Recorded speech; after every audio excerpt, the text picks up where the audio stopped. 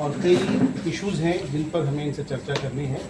अभी हाल ही में कई घटनाएं घटी हैं जिसको लेकर के आपने कंप्लेंट दर्ज कराई है, ज़रा विस्तार से बताइए सर। नहीं, देखिए मामला ये है कि बिहार में लॉ एंड ऑर्डर का बिल्कुल मामला फेल हो गया है। एक तो क्राइम बढ़ता जा रहा है, करप्शन की गंगा बह रही है और कॉम्युनल हेट्रेड भी बढ़ता जा रहा है।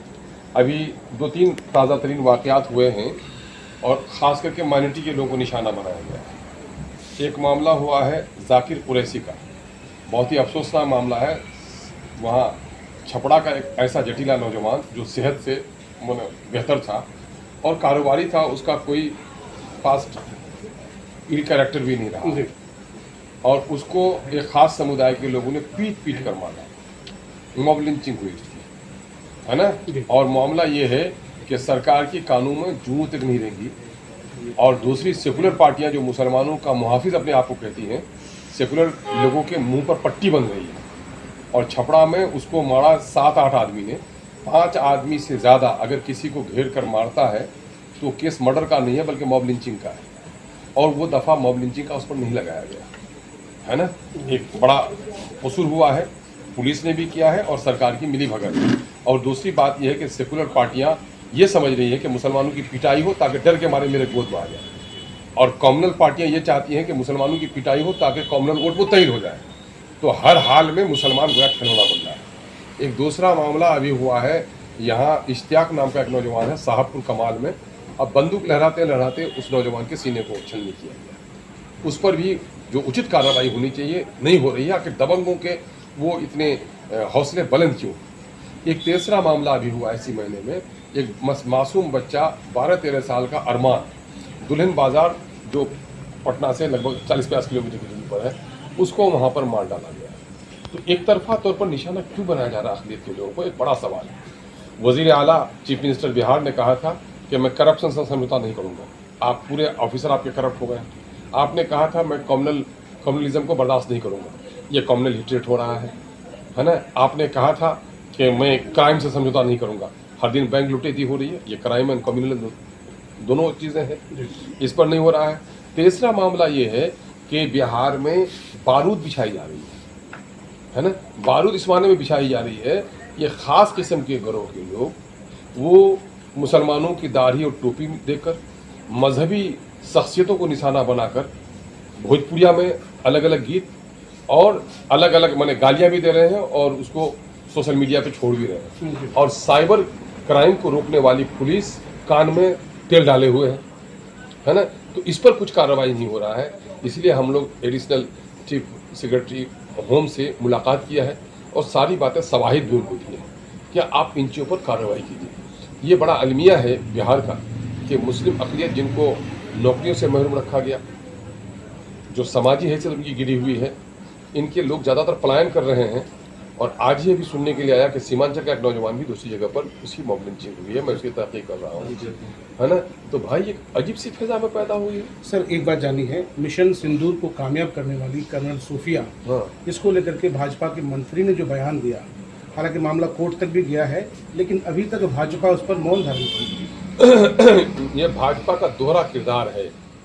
अगर वहीं पर अगर दूसरा कोई इस तरह का बयान देता, आप देख लेंगे महमूदाबाद, वो जो प्रोफेसर महमूदाबाद ने, राजा महमूदाबाद ने जो बयान दिया, आप देखेंगे कि उन पर कोर्ट ने वो पुलिस ने कितना गलत एक्शन किया, है ना। और लेकिन वहीं पर मैं इस मामले में कोर्ट का शुक्रगुजार हूँ कि कोर्ट ने कम से कम भाजपा के मंत्री पर भी गिरफ्त की है। गर्चे SIT बना दिया गया है, लेकिन वहाँ की जो सरकार है अब तक उस पर कोई कार्रवाई नहीं की है। गर्चे उन्होंने माफ़ी मांगने की खबर आ रही है, लेकिन एक संविधानिक ओहदे पे बैठा हुआ आदमी अगर किसी कम्युनिटी के खिलाफ इस तरह का नज़रिया रखता हो, क्या अपने ओहदे पर रखकर वो इंसाफ कर सकता है। द्वेष से ऊपर उठकर लोग मंत्री पद का शपथ लेते हैं, तो ये द्वेषपूर्ण जिनकी भाषा हो, क्या वो माइनॉरिटी के साथ इंसाफ कर सकते हैं। ऐसे आदमी को कहीं से भी वजीर बनने का हक नहीं है, उसको वजारत से फौरी तौर पर बरतरफ किया जाना चाहिए। लेकिन जाहिर है कि सैया भयो पुतवाल अब डर का है का बीजेपी के लोगों ने यही तमाशा बना रखा है। वक्त संशोधन कानून को लेकर सुप्रीम कोर्ट में लगातार चल रही जो है जिरह के बाद अब कोर्ट ने जो है फैसला को सुरक्षित रख लिया है, आगे का स्टेप कदम क्या रहेगा। मैं कह रहा हूँ कि मुसलमान हिंद के लिए ये करो और मरो के फैसले के बराबर है। क्योंकि अब मुसलमानों का क्या बचेगा जब मस्जिद नहीं बचेगी, कब्रिस्तान नहीं बचे, नौकरियां नहीं मिल रही हैं, तालीम नहीं मिल रही है, बीमारों को दवा नहीं मिल रही है, क्या मरने के बाद इज्जत से उसको दफनाने का भी मौका नहीं दिया जाएगा? तो ये बड़ा मसला है। लेकिन कोर्ट ने जो अब तक का कोर्ट का जो इशारा मिला है, हम लोग कोर्ट से पूरी उम्मीद है कि कोर्ट यकीनन है कि संविधान की आत्मा के मुताबिक जो कानून बने वही कानून है। चूँकि इस काले कानून को बनाने में संविधान के उसूलों को ताक पर रखा गया है, जो हमारे फंडामेंटल राइट्स हैं, जो हमारी मजहबी आज़ादी है, उस पर ज़र्ब पड़ी है। इसलिए मैं समझता हूँ कि कोर्ट का फैसला मुस्बत आना चाहिए। सर, आज आपकी पार्टी के जरिए एक कार्यकर्ता संवाद कार्यक्रम की शुरुआत की गई है, क्या ये कार्यक्रम आगे भी चलेंगे और 2025 के चुनाव को लेकर एमआईएम की क्या तैयारी है? एमआईएम की पूरी तैयारी है। एमआईएम के लोग संपर्क कर रहे हैं, जन अभियान चला रहे हैं, गांव-गांव का दौरा कर रहे हैं, तमाम तर इशूज पर। आज तो एमआईएम ने सीमांचल पर नई तारीख रकम की है, गूंगों को आवाज़ दी है।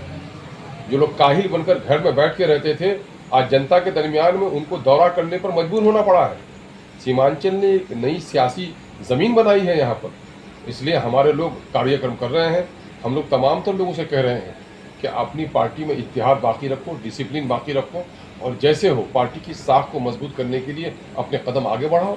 अगर आप चाहते हैं कि सीमांचल को इंसाफ मिले, सीमांचल की नई नस्ल की तब्दील बदले, सीमांचल के साथ जो मुनाफरत और गैर मुनसिफाना अमल हो रहा है, दिल्ली और पटने में बैठे हुए लोगों ने सीमांचल का वोट लेकर हुकूमत बनाई, लेकिन सीमांचल को सबसे कंगाल रखा है। अभी देख रहे हैं आप हमारी बेबसी और लाचारी कितनी है।